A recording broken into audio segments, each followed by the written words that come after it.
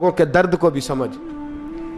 اولیاء چشت میں جس بزرگ نے اپنے زمانے میں بڑا عروج پایا ان کا نام خواجہ قطب الدین بختیار کاکی ہے۔ سب بولیے رحمت اللہ تعالی علیہ۔ خواجہ قطب الدین یہ شہزادے تھے اور مرید ہوئے تو خواجہ معین الدین صاحب کے ساتھ ہی آ گئے دلی میں۔ خواجہ معین الدین صاحب کی بھی کیا بات، عطائے رسول ہند الولی، اور ان کے مرید تھے بابا فرید الدین گنج شکر رحمت اللہ علیہ۔ اور مجھے اللہ جانتا ہے مجھے عشق کی حد تک پیار ہے بابا فرید صاحب سے، بڑا میرا درد ان کے ساتھ، اور میں جتنا اس صوفی کو پڑھتا ہوں کم ہی لوگوں کو میں نے پڑھا ہے۔ حضرت بابا فرید کے پیر اور خواجہ معین الدین صاحب کے خلیفہ کیا نام ہے؟ خواجہ قطب الدین۔ مکتب میں پڑھنے گئے نا پہلے دن، 4 سال کی عمر تھی تو قاری صاحب نے الف با تا سا پڑھایا تو انہوں نے 15 سپارے قرآن پاک کے سنا دیے۔ تو کہنے لگے بیٹا تجھے کیسے آئے؟ کہنے لگے میری اماں 15 سپاروں کی حافظ ہے، وہ سارا دن قرآن پڑھتی رہتی تھی، مجھے سن سن کے یاد ہو گیا ہے۔ جے بالا نو گالاں یاد ہو سکدیاں نے تے قرآن پاک بھی یاد اللہ خیر کرے۔ شرط یہ ہے کہ ہم گھر میں قرآن پڑھیں، بچوں کو سن سن کے بھی یاد ہو ہی جاتا ہے۔ خواجہ قطب الدین اتنا عروج پایا اس شیخ کامل نے کہ وقت کا بادشاہ بھی مرید ہو گیا۔ سلطان شمس الدین التمش مرید تھا، دلی کا بادشاہ بھی مرید تھا، اجمیر کا بادشاہ خواجہ معین الدین صاحب کا مرید نہیں ہوا، نہ پاک پتن کا بادشاہ بابا فرید کا مرید ہوا، لیکن خواجہ قطب صاحب کو اللہ نے یہ عظمت بھی دی۔ یہ شان ہے نا، اگرچہ صدقہ سارا خواجہ معین الدین کے قدموں کا ہی تھا، لیکن دلی کا بادشاہ مرید ہوا، اور اتنا اعلیٰ مرید ہوا کہ جب خواجہ قطب الدین صاحب کا وصال ہوا تو 3 شرطیں لگائی تھی۔ فرمایا میرا جنازہ وہ پڑھائے، جب سے توبہ کیا پھر اس کا سینے بد حرام کے لیے نہ کھلا ہو، اور جب سے توبہ کیا پھر لقمہ حرام اس کے گلے سے نہ گزرا ہو، اور جب سے توبہ کیا پھر کبھی نماز تہجد بھی قضا۔ بڑے بڑے صوفی میری طرح کے گردن جھکا کے کھڑے ہو گئے۔ 7ویں صف سے دلی کا بادشاہ نکل آیا، کہنے لگا پیرا ساری زندگی میں نے پردہ داری سے عبادت کی تھی، تو جاتی دفعہ مجھے بے نقاب کر گیا ہے۔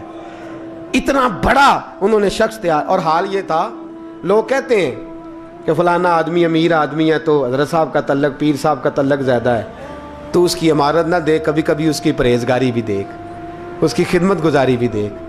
خواجہ قطب الدین صاحب پہ بھی الزام لگتے رہے۔ ایک الزام یہ بھی لگا کہ قریب چلے گئے۔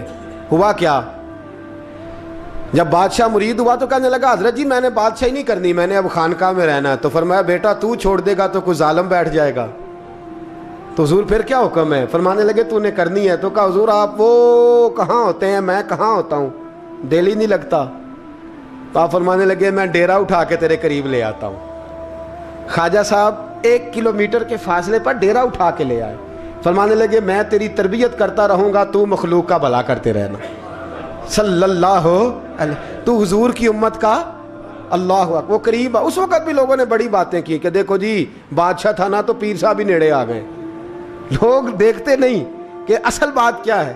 خیر وقت گزر گیا، بادشاہی مرید ہو گیا، تو پھر دلی سارے میں اسلام، اتنا عدل انصاف، ہندوؤں کو بات پسند نہ آئی، انہوں نے کچھ مسلمان خرید لیے۔ سلطان شمس الدین التمش بیٹھا ہے دربار میں، جاگ رہے ہیں نا آپ لوگ، سب کہیے صلی اللہ علیہ۔ بڑی غور سے سننے والی بات۔ ایک دن سلطان شمس الدین تمش دربار میں بیٹھا ہے، قاضی عدالت بھی بیٹھے ہیں، مقدمات سنے جا رہے ہیں، باہر سے رونے کی آواز آنے لگی، چیخنے چلانے کی، بی بی بیان کر رہی، کیا ہو گیا کیا ہو گیا؟ وہ ٹال لگے ہوتے تھے بادشاہوں کے، وہ بجنے لگے، زور ہونے لگا۔ بادشاہ نے کہا اس فریادی کو جلدی بلاؤ۔ وہ اندر عورت آئی تو چیخ چیخ کے رو رو کے اس نے اپنے کپڑے پھاڑ پھاڑ کے، برا حال، 2 مہینے کا بچہ، لوگ اس کی آہو زاری پر اس کی طرف متوجہ، بھی کیا ہوا، پانی پلاؤ بٹھاؤ، یہ کیا ہو گیا؟ کہنے لگی لٹ گئی، عزت برباد ہو گئی، تباہ کر دی گئی۔ میں کیا ہوا؟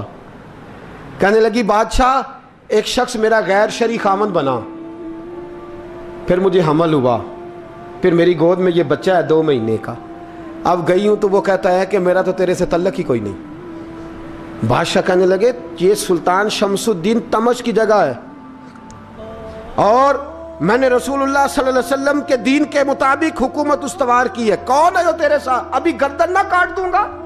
بات کر کون ہے؟ کہنے لگی تو کچھ بھی نہیں کرے گا, کوئی کچھ نہیں کر سکتا. لوگ کلمے چھوڑ کے بیٹھ گئے, توجہ ادھر ہو گئی. پراپوگنڈے بڑا اثر کرتے ہیں معاشرے پہ. رنگ ایسا عجیب ہے, انداز ایسا عجیب ہے. فرمایا بات تو کر. اس عورت کی آواز گونجی تو حالات ہی خراب ہو گئے. کہنے لگی بادشاہ حوصلہ پیدا کر سننے کا. کہا تو بات کر. کہنے لگی میرے گود میں جو بچہ ہے یہ قطب الدین بختیار کاکی کا ہے, یہ تیرے پیر کی ناجائز اولاد ہے. اٹھاؤ, پروفیسر سلیم چشتی نے پی ایچ ڈی کی ہے, وہ لکھ رہے ہیں اس واقعے کو. تیرے پیر کا ناجائز بچہ ہے. ہاتھ کانپنے لگے بادشاہ کے. کہنے لگے یا اللہ کبھی تو قیامت برپا کر دے تو معاملہ ٹھیک ہو جائے, میں تیری زبان کھینچ دوں گا تیری گردن. تو نے بات کیسے کی؟ کہنے لگی میں نے کہا تھا نا تیرے اندر حوصلہ نہیں, میری عزت تار تار ہو گئی اور تو پیر بچا رہا ہے. اللہ اکبر. سلطان شمس الدین تمش آسمان کی طرف دیکھ کے کہنے لگے مولا مجھ مجرم کو جس کی برکت سے اٹھا کے تو نے مسجد میں پہنچایا, آج مجھے تو نے کس امتحان میں ڈال دیا؟ یہ کیا رنگ تو نے زندگی کا بنایا ہے؟ کہنے لگی بلا اسے, اڑا اب گردن. اللہ اکبر. خواجہ قطب الدین بختیار کاکی, ذرا اس جگہ پہ اپنے آپ کو کھڑا کر کے دیکھ میرے دوست.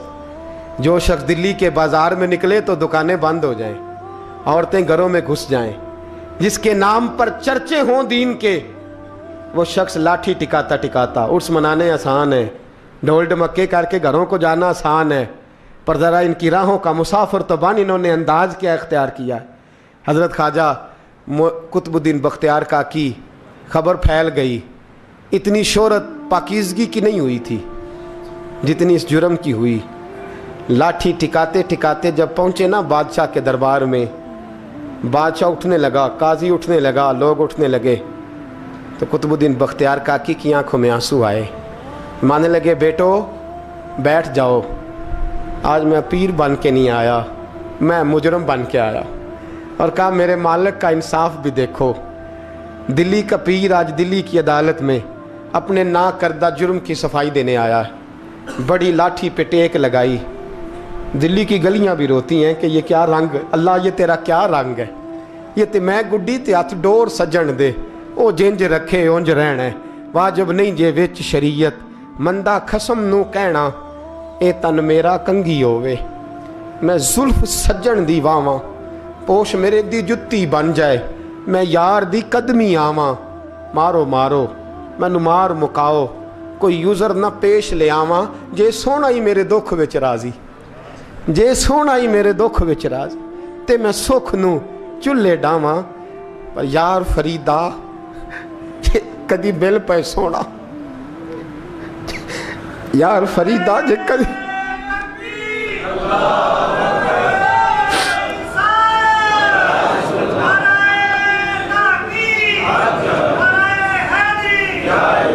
یہ کدی مل پہ سونا, بس انہوں رو رو حال سناواں.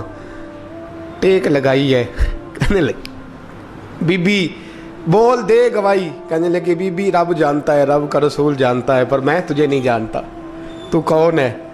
کہنے لگی اچھا وہ لوگوں کو بھیج کے تہجد کے بہانے پچھلے دروازے مجھے اندر بلانا, رب تیرا بھول جانا. پھر رونے لگی, پھر مکر کرنے لگی. مجھے بتائیے ایسا کوئی مقدمہ ہو تو لوگ کیا کہتے ہیں؟ یکدم حالات بدلتے ہیں کہ نہیں بدلتے؟ دلی کا ماحول ہی بدل گیا, سارا رنگ ہی بدل گیا. عورت تو ہندو تھی, اس نے تو جھوٹ موٹ کے کلمے بھی پڑھ رکھے ہیں. اللہ اکبر. خواجہ صاحب پوچھتے ہیں گواہ ہے کوئی تیرے پاس؟ تو 4 کلمہ پڑھنے والے کھڑے ہو گئے. اللہ کرے کلمہ پڑھنے والے بکا نہ کریں, آمین تو کہیں. وہ کھڑے ہو کے کہنے لگے ہاں ہم نے آتے بھی دیکھا ہے, جاتے بھی دیکھا ہے. خواجہ قطب الدین صاحب نے نظر عثمان کی طرف اٹھائی, کہنے لگے اچھا جو تیری مرضی, میں گڈی تے ہاتھ ڈور سجن دے, وہ جنج رکھے اونج رہنا ہے. واجب نہیں وچ شریعت, مندہ خسم نو کہنا. کہنے لگے سلطان یار ایک رات کی مہلت نہیں دے دیتا؟ میں سویرے سلطان بھی رو پڑا کہ پیر صاحب میں نوکر اور میں بولتے ہیں اچھا حضور جیسے مرضی. باہر نکلے. خادم کہنے لگا حضور سواری پہ بیٹھ جائیں. مانے لگے نہیں یار آج پیدل جانا ہے. اس دلی کے چونکوں نے مجھے بڑی سلامیاں دی ہے, ذرا میں دیکھوں تو صحیح دلی کے بازار میری رسوائی پہ کیا کہتے ہیں. مجھے ذرا یہ پتھر بھی کھانے دے, ان کا ذائقہ بھی. پیدل گئے. دنیا سو گئی تو دلی کے بادشاہ نے اجمیر کی طرف منہ کیا. خواجہ معین الدین حیات تھے. بے خبر ہو جو غلاموں سے وہ آقا کیا ہے, بے خبر ہو جو غلاموں سے وہ منہ کیا. کہنے لگے معین الدین میں کوئی لوارث تو نہیں نا, میں کوئی لوارث ہوں کہ یہاں جو میرے ساتھ مرضی ہو جائے.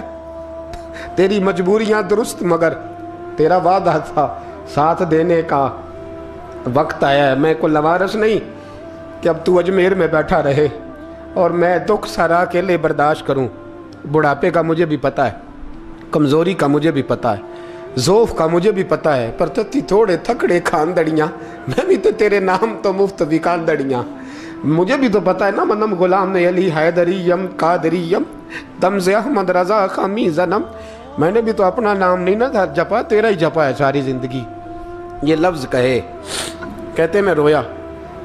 آنکھ لگی تو حضرت خواجہ معین الدین صاحب خواب میں ملے. کہنے لگے قطب الدین میرا انتظار کرنا, میں پہنچ رہا ہوں. میرا انتظار کرنا, میرا انتظار. کیا کہا میاں صاحب نے؟ کہتے ہیں مالی دا کم پانی دینا, پھل کچے ہون یا پکے, اے پیر مرید دے سر تے ہی رہندا ہے, جھوٹے ہون یا سچے. میں آیا, فکر نہ کرنا. حضرت سویرے اٹھے, پھر گئے عدالت. پھر کہا نام بھائی پروٹوکول, مجرموں کا پروٹوکول نہیں ہوتا, میں اکیلا جاؤں گا. جس کے آگے پیچھے نعرے ہوتے تنے تنہا. 2-4 منٹ زیادہ لے لوں آج آپ حضرات. کہتے میں پہنچا عدالت اور جا کے جب کہا نا کہ ہاں جی حضور بتائیے, گواہ بھی خلاف ہے, مقدمہ بولیں, تو کہنے لگے مجھے میرے شیخ نے حکم دیا ہے کہ میرا انتظار کرنا. پھر وہ جو باتیں کرنے والے تھے کہنے لگے جی کون گیا تھا اجمیر, کون آیا ہے وہاں سے, ہمیں روحانی باتیں نہ بتائی جائیں. یہاں سے تو ایک دن میں پہنچا نہیں جا سکتا, ٹرین بھی 36 گھنٹے لیتی ہے دلی سے جانے میں. تو کہا یہ کیسے ہو سکتا ہے, کوئی رات کو رات آپ کو خبر ہو گئی, آپ کیس کو لمبا نہ کریں. بادشاہ مرید ہے, لگتا ہے کہ یہ راتوں رات بھگا دے گا پیر کو. اتنی باتیں خواجہ صاحب نے سنی. جب بے گناہ آدمی کو یہ باتیں سننی پڑتی ہیں پھر دل بڑا ٹوٹتا ہے, پھر بڑی تکلیف ہوتی ہے. حضرت کہنے لگے یارو تمہاری مرضی. شمس الدین تمش کی آواز گونجی. فرمایا جیسے انہوں نے کہا ویسے کیا جائے گا. 3 دن کے لیے عدالت برخاست کر دی جاتی ہے. چیم گوئیاں ہونے لگی, پھبتیاں کسی جانے لگی. تیسرے دن شام کا وعدہ تھا, چوتھے دن عدالت جانا تھا. قطب الدین بختیار کاکی کے پاس لوگ آ کے افسوس کرتے تو آپ بولتے نہیں. یہاں تو لوگ صفائیاں دیتے, بولتے نہیں. فرماتے یار میں گڈی تے ہاتھ ڈور سجن دے, وہ جنج رکھے, میں اونج ہی رہنا ہے, جیسے اس کی مرضی ویسے. جیڑیاں گڈیاں آپ ہی اڈیاں ہو نہ چڑھن اونچائیاں, وہی گڈیاں اونچیاں اڈیاں جیڑیاں سائیاں آپ چڑھائیاں. فرمایا ٹھیک ہے جیسے وہ رکھے میں راضی ہوں. اللہ اکبر. تیسرے دن کی مغرب کا وعدہ تھا. جب مغرب کا سورج ڈوب گیا نا, بڑے قافلے اجمیر سے آئے پر معین الدین نہ آیا. وعدہ کیا تھا یار نے آؤں گا دن ڈھلے. وہ خواجہ غلام فرید صاحب رحمۃ اللہ تعالیٰ علیہ فرمایا کرتے تھے نا, کوا کھانے لگا آنکھیں تو کہنے لگے کاغا اے تن سارا ہی کھائیو, میرا چن چن کھائیو ماس, میرے 2 نین نہ کھائیو, مینو پیا ملن دی آس. نے کہا سارا کھا جا, آنکھیں چھوڑ دے. اس نے کہا تھا میں آؤں گا, انتظار لمبا ہو گیا ہے پر میری امید تو نہیں نہ ٹوٹی. مغرب کی اذان ہوئی تو لوگ کہنے لگے لو جی اب بس ہو گئی. خواجہ قطب الدین صاحب نے اللہ اکبر کہہ کے مغرب کی جماعت جب میدان میں کھڑی کی تو اپنی بھی چیخ نکل گئی, آئی نہیں. لیکن جب نماز کا سلام پھیرا تو خواجہ معین الدین صاحب کی 2 رکعتیں ابھی باقی تھیں. خواجہ صاحب پیچھے نماز پڑھ رہے ہیں, سلام پھیرا اور نماز کے بعد جب اٹھے نا تو خواجہ صاحب کے سینے کے سینہ لگا. تو کہا حضرت جی میں شہزادہ تھا, آپ نے کہا تھا خشک روٹی کھانا تو میں نے خشک ہی کھائی ہے, آپ نے کہا تھا فاقے کرنا تو میں نے کیے ہیں, آپ نے کہا وطن واپس نہیں جانا تو میں نہیں گیا, हुजूर इस इम्तिहान का आपने बताया ही नहीं था, ये मुझे बता जाते, अब इस सफ़ेद दाढ़ी से मैं जवाब देता फिरूं। ख्वाजा मोइनुद्दीन साहब ने झटका, पीछे हट, तू ज्यादा इज्जत वाला है कि यूसुफ ज्यादा इज्जत वाला था? तू ज्यादा मकाम वाला है कि आयशा ज्यादा मकाम वाली थी? चुप कर, ये कुछ सूफिया का तरीका है, चुप कर। अर्ज की हुजूर गलती हो गई, मैं पहले नहीं रोया, तू मिला है तो रोया हो, मैं पहले नहीं तड़पा, मैंने शिकवा नहीं, तू मिला है, अपना ही को मिले तो दुख याद आते हैं ना। फरमा चुप कर, जा सुल्तान से कह दे सवेरे नमाज के बाद अदालत लगा दे। सवेरे जब अदालत लगी ना तो ख्वाजा मोइनुद्दीन साहब बाजू पकड़ा ख्वाजा कुतुब साहब का, निकले तो देखा लाइनें लगी हैं, मजमा लगा है, आंखों में आंसू आ गए।